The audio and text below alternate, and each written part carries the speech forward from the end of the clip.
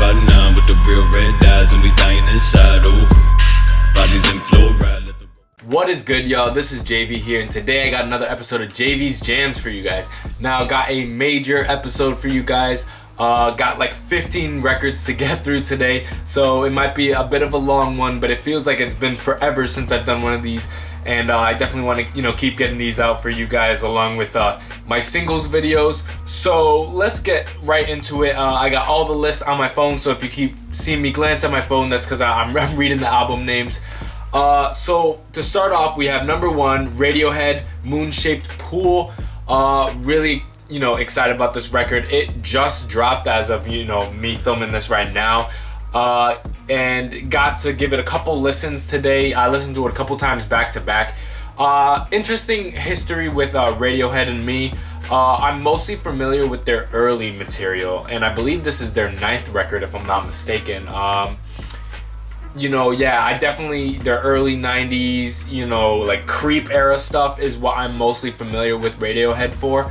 I've listened to some of their 2000s material, but other than that, I didn't really know what to expect for this particular direction, on this project. We definitely got that, psychedelic rock, got some folk in there, got some, ambient kind of production on it. And I gotta say that this is a beautiful project top to bottom, man. I gotta say that the production on it is super clean. It's super atmospheric and eerie, really emotional, passionate record. Some of the droning vocals that we get, especially on the second half of the record, man, it was just super impactful, and really loved this record. Now, this is not a super high energy piece by any means. It's definitely a vibe out piece. It's definitely something to sit down and really, focus in on the vibe and the lyricism. Love this record though, man. Shout out to Radiohead. They did a fantastic job on this record. Highly suggest you check it out if you are, fans of their earlier material. I'm not sure if I would have enjoyed this record if I wasn't familiar with Radiohead, but since I'm, such a fan of their work, this was, something I really, really enjoyed. Next, we have Gavins Why Wait. Female MC, West Coast based. Love Gavlyn's music, man. This is the 4th record that I've heard by her. I think that she might have an earlier record that came out that I haven't heard yet, so maybe this is her 5th, if I'm not mistaken. But I know she has some kind of, I don't know what's a mixtape, what's an album, but this is basically the 2016 follow-up to 2014's Modest Confidence, which I loved that record, man. And so when Why Wait came out, I think there's a collaborative album between her and DJ Hoppa, if I'm not mistaken. Love this record, man. Clean production. It's a quick listen though. I think it's only about half an hour in length. It's a quick listen, but it's more of Gavlyn, man. I don't know if it's necessarily my favorite record by her. I'm gonna have to let it live a little bit. I just got it in the mail. I did get a physical of it because I enjoy her music that much. So I'm gonna have to live with it a little bit longer, but I highly suggest it if you're a hip hop fan, especially if you like female MCs. I think you'll love Gavlyn. She is one of my favorite rappers doing it right now. Period. I think she has a great flow, a great way that she really approaches a beat, a great delivery, great voice for her rap. Really enjoyed it. Next we have Death Grips, Bottomless Pit, man. God, Death Grips. They amaze me. The fact that they can reinvent their sound so often, put out so many projects, and still surprise me. You know what I mean? I never really know what to expect, and I love this group, man. I learned about Death Grips maybe a year ago or so, and sorry if I keep rubbing my eye. Like, it's super irritated right now. I learned about Death Grips maybe a year and a half, 2 years ago from a music reviewer named Anthony Fantano, The Needle Drop. Highly suggest you guys check him out. And he was talking about them. I think it was his Jenny Death review, if I'm not mistaken. And so, they were my first experimental group that I ever listened to. And so the first time I heard them, I was like, I don't really know about this.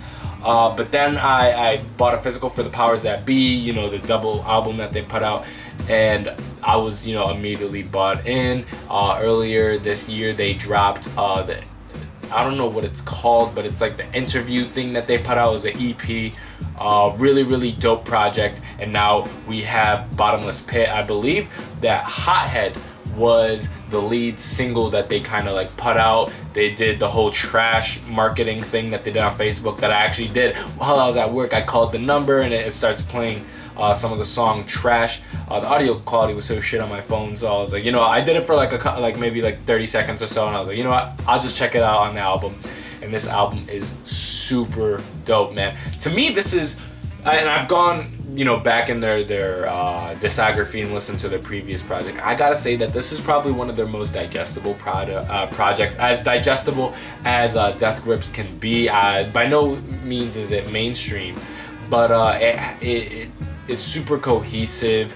The production is experimental, but at the same time has some kind of semblance of normalcy. There was definitely some kind of thrash noise rock kind of moments, super punk element on it. There were some other moments where there was some heavy electronic mixes in there, but yeah, man, this is a fantastic project. I'm not gonna go ahead and say it's my favorite Death Grips project by any means, but I gotta say it's definitely up there. I would like to live with it a little bit more before I give it a full ranking in the Death Grips discography, but I gotta say I love this project. Next we have Crush's Interlude. Y'all know how much I love Crush. I did a reaction not too long ago to his 2 music videos that he dropped, Woo Ah and 9 to 5 featuring Gecko. He did 2 music videos for that, and so he dropped the project. I immediately pre-ordered the physical album that should be here.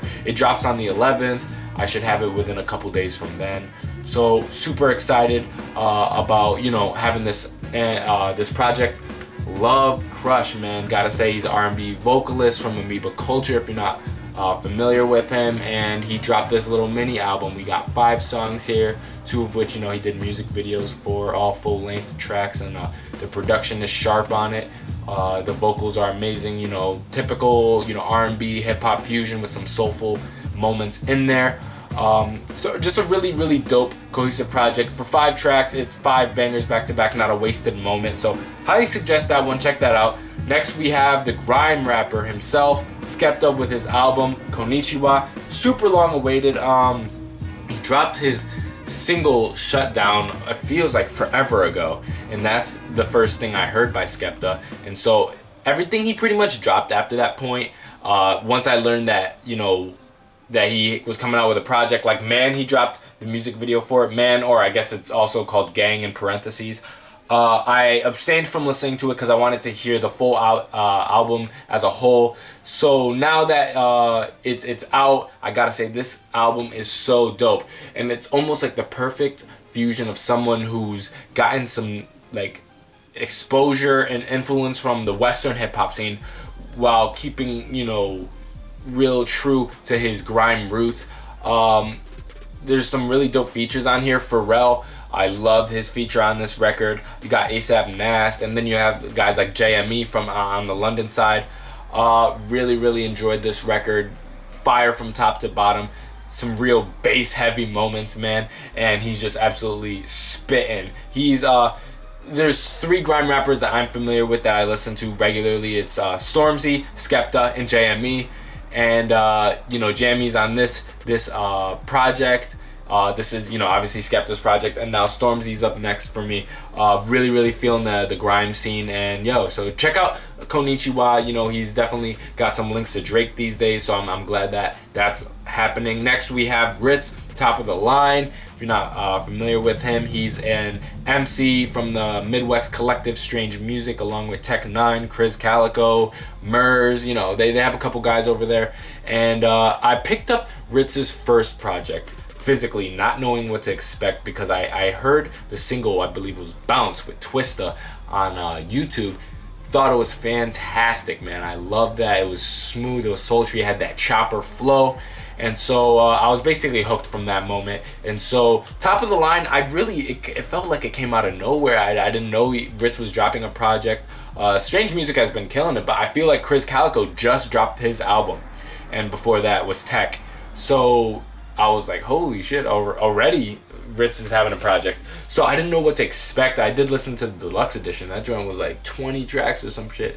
So it was really long, but I thought it was fantastic. It was a real easy listen, some really dope features. Pretty much who you would expect to be, but it was cool to see like E40 on the record. I thought it was a really, really dope project. I loved it. Homeboy does basically what we've seen him do before, but kind of like perfected. His raps are sounding sharper than ever, but he takes a real like kind of introspective approach to this project, and there's moments where he's getting really deep into drug usage and kind of the miserable nature that can be his life, man, and it gets real heavy at times. So definitely highly suggest you check out this project. Again, Rittz is top of the line. Next let's get into some K-pop. We got Akdong Musician with Spring. If you're not familiar with them, they're a Korean folk pop duo signed to YG Entertainment. Was a really big fan of their album Play. I actually picked up a physical of it. So when I heard they were finally coming back, finally I was like, yes, YG putting out these artists that it feels like it's been forever. We got Lehigh with Soulchild, and now we have Akdong Musician with Spring. Let me know in the comment section below. Do you want me guys, if you guys want me to do a full review of Akdong Musician Spring, let me know, because I was kind of on the fence of whether I wanted to do it or not. But yeah, man, sadly it's a mini album. I was hoping for a full-length album, but I gotta say it is so good, man. That perfect blend of folk, pop, we definitely get some R&B-ish kind of, inflections in there. Thought it was a fantastic project, man. I think they did a fantastic job.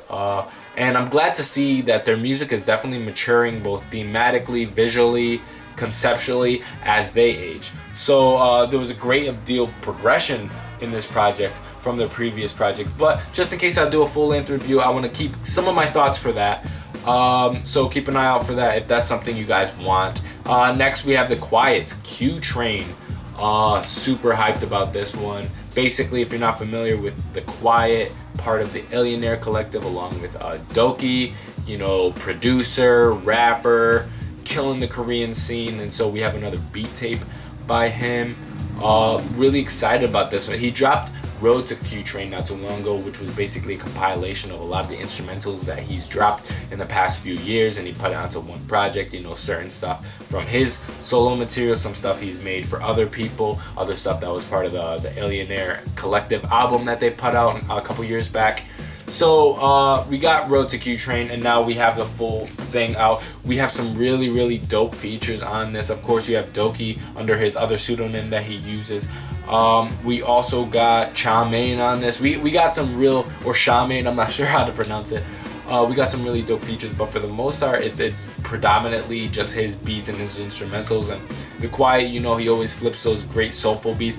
He reminds me of like a young Kanye, definitely, with his production stylings, the way he kind of flips these soul and R&B samples. He keeps those drums light, smooth. But unlike Kanye, he definitely has kind of like a G-Funk, West Coast kind of influence sound in his beats. So definitely check this out if you're a fan of the Quiett's instrumentals. Next we have TKs Tourist, producer, performer, singer out of VMC, Viz Major Company, and he dropped this album. I did a reaction to a song that he put out not too long ago that should be up soon, if not up yet. And gotta say, man, this is definitely one of my favorite Korean releases this year. It's fantastic, top to bottom. And I didn't know until after a couple listens, I watched his music video, that he was actually singing on some of those tracks. I thought those were just uncredited vocal performances, but no, he actually produced and sang on a lot of the tracks. So shout out to TK, man. He's incredibly talented, and I'm glad to see him finally getting, the exposure he needs. Next, quick one, Musiq Soulchild's Life on Earth. Picked up a physical of this one, kind of just on a whim. I haven't heard anything by Musiq Soulchild in like 10 years or some shit. I used to listen to his music probably when I was real young, back when I listened to a lot of R&B, gospel kind of shit. So, I just saw on Amazon, he dropped a new album, picked it up. Really, really dope listen. If you're into, soulful R&B, give it a listen. Definitely got that old school roots, man. Musiq Soulchild definitely stays true to who he is on this record. And I thought it was a clean, real clean, quick project to check out. Next, we have A$AP Rock's Impossible Kid. Feels like forever since we've gotten an A$AP Rock project. Love this guy. One of the most lyrical rappers I've ever heard in my life for sure. And this is definitely probably my favorite project by him to date. It's clean, it's concise, the hooks are on point, the production's on point. Yeah, man, I like A$AP Rock's production. I think he's as sharp as he ever has been or as I've ever heard him before. Even dating back to his None Shall Pass days, that has to be like, 07 or some shit, so we're coming up on 10 years next year since that dropped. Man, homeboy is just incredibly talented, man, and shout out to A$AP Rock, The Impossible Kid. Check out that album. Next, we have Pouya's You. Oh, God, man. Puya is so talented, man. I've only heard his mixtapes dating back to, 2013. I don't know if he's dropped anything. I'm not, super well-versed on his discography. But I came to know about Puya through Suicide Boys. Y'all know how much I love Suicide Boys. I listen to them constantly. And so I heard a couple of his features. I saw a No Jumper interview with Suicide Boys that Puya kind of dropped in on, and I was like, yo, man, this kid can spit, man. And on this album, he really goes for it. The production is bassy, it's in your face, it's dirty, it's grimy, it's dark, man, in terms of the drug themes, the violent themes. Shout out to Puya, man. He has an absolutely fantastic project. Definitely one of my favorite rap records of the year. So far, 2016 has been a fantastic year for hip-hop, in my opinion. Especially now that I follow it a lot more closely than I have on years past. I'm seeing some real fire projects coming out this year. Next, we have A$AP Ferg's Always Strive and Prosper. Sadly, I wanted to do a full-length review, but my schedule got all fucked up, and basically so much time had passed. I was like, I'm going to put out the Drake Views review, and I'm going to miss this one. So I wanted to speak a little bit on it on here. Was a fan of Trap Lord, but there was definitely some misses on it, from my opinion. So now Always Strive and Prosper is coming out, and I've heard some mixed reviews, but for the most part, people seem to like it. And I gotta say, I'm one of those people. I really, really enjoyed this project. I thought it was fire. The production was really dope on it. Can we talk about that feature list, man? Most notably, Missy Elliott on that song Strive. That is my favorite song on the record, probably. Next to Psycho and Let It Bang with Schoolboy Q. Has a number of records on this that I really, really enjoyed. But shout out to A$AP Ferg, man. He killed it. I've always been a fan of his music, dating back to some of his early features on A$AP Rocky's mixtape. What is it? Live Love A$AP? I get confused with A$AP Rocky's album and mixtape title. But Live Love A$AP, I believe, is the name of the mixtape. And Ferg did some features on that project that I thought were super dope. And so since then, Trap Lord came out. You got Shaba. You got, Murder Something or something like that with Waka Flocka. Let It Go. He has a number of singles that are really, really dope. Work, of course, with the remix too. So shout out to A$AP Ferg, man. This record is fantastic. It's an appropriate length. I don't necessarily think there's any skippables on this one. He does do a great bit more singing on this record. I'm not the biggest fan of Ferg singing, but I think he does a functional job on this particular project. Next, we have Royce the 5'9" with Layers. God, man, this album is fantastic. Favorite rap record of the year so far. As much as I love, Views and The Life of Pablo and Pouya's You, a whole bunch of projects that we've gotten this year, I gotta say, man, Royce the 5'9" really came out on this one. I fear that people definitely sleep on him as an MC, but I feel like everybody who was sleeping on him before and gave this album a chance, they're gonna see, rapping at its finest. And this late in his career, I can't believe that he is somehow making progress still, man. His bars are sharper than ever. His ability to just convey an overall narrative is just, bar none, some of the best that I've heard in hip-hop, period. And I found this album clean, concise. It wasn't too lengthy. And every bar just really meant something. There's an incredible amount of quotables on it, and I had to pick up the physicals. I had gotten it digitally. I checked it out. I was like, yo, I need this part of my collection, man. And I found it for relatively cheap on Amazon. So I was like, you know what? Copped it, added it to collection. I think it's so fantastic. So shout out to that. Lastly, we have Dilla's The Diary. An album that kind of surprised me. It's been so long since, unfortunately, we lost Dilla, one of the best producers to ever do it in hip hop. And so finally, you know, after a number of revisions and renaming, The Diary is out. This is basically him. Is his rap record, you know, doing some of the production on it. This album is fantastic, man. Another one that I feel like is getting slept on. You know, I feel like people don't really necessarily look into posthumous releases, you know, after someone's death. They don't really take it seriously, but I think this is a fantastic project. And it's crazy how some of these bars are literally like 10 years old. And yet, like, they're just as impactful as ever, just as relevant as ever. So yeah, man, shout out to Dilla. I'm going to go over the projects one more time to give you guys a summary, and let me know in the comment section below if you have any questions on these. Again, we have Radiohead's Moon-Shaped Pool, Gavlin's Why Wait, Death Grip's Bottomless Pit, Crush's Interlude, Skepta's Konichiwa, Rittz Top of the Line, Akdong Musician's Spring, Quiett Q Train, TKs The Tourist, Musiq Soulchild Life on Earth, Aesop Rock Impossible Kid, Pouya's UU, Aesop Ferg's Always Strive and Prosper, Royce the 5'9's Layers, and Dilla's The Diary. Again, if you have any questions about any of these projects, leave them below. And I hope you guys enjoyed this episode of Jayvee's Jams. Got more of these episodes for you. Keep an eye out for all the reactions I got. And let me know what you thought about your list. What have you guys been listening to? What do you guys have to suggest from me? Till next time, this is Jayvee. I love you guys. Bye.